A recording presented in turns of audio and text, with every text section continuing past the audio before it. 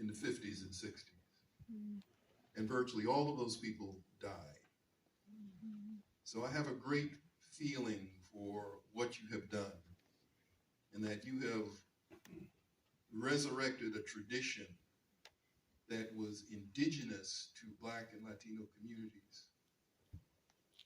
I have not heard of a book. I don't want to put you on the spot, but we need a drum roll.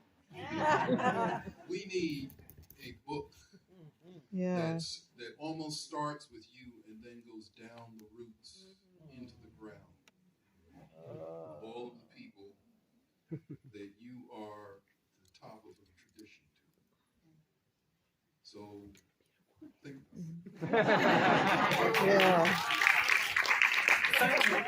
Thank you, sir. I have to tell you that I have thought about it before.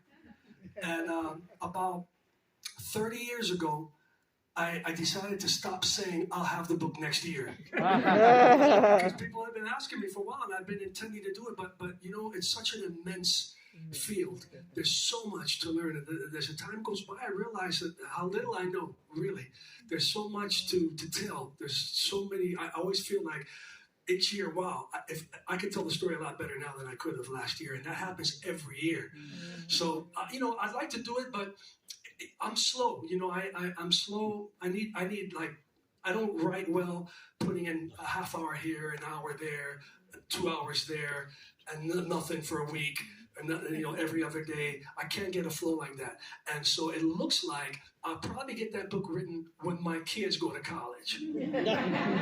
Because right now, It's coming up, there's no time.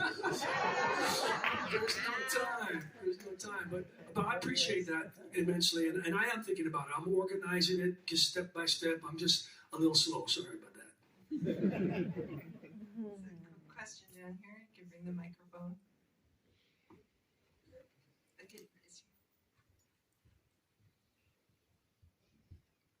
Thank you. So I think my question is maybe going to be a little anticlimactic after the last 3 or 4. But I'm inspired to ask because of 2 moments in the film. One is a little boy, he's your boy. He's picking up 2 sticks and pounding on 2 rocks. And the other moment, you put in the skin, you put in the head on the drum.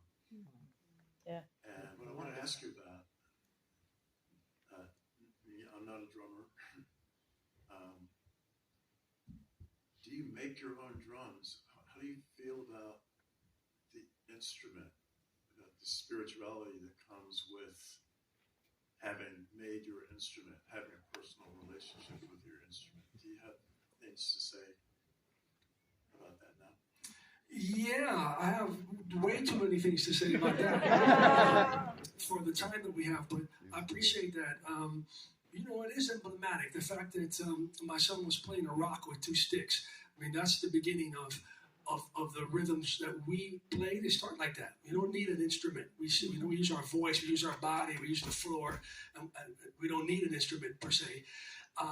But I make some instruments. I don't make drums. I put the skins. I change the heads on my drums. I do that, but I don't make the drums. But there are other instruments that I make, like the chekere, the beaded gourd, the guido, the gourd scraper. I do make those instruments, and that is part of the tradition. Making instruments. It's a wonderful part of the tradition to pick a gourd that's growing in the field and dries in the field and pick it out and clean it up and cut it off and take the seeds out. It's a whole sacred and spiritual process to connect with the instrument and connect with the earth in that way. And then put a net of beads on the outside that you plan and put a scheme to and then play with it and then sing and have it accompany. So it's a whole thing. It's a connection of earth, of spirit. It's the wood, it's the gourd, it's the seeds, it's the human spirit that goes into it. All of that connection is what we're trying to hold on to and what the music represents.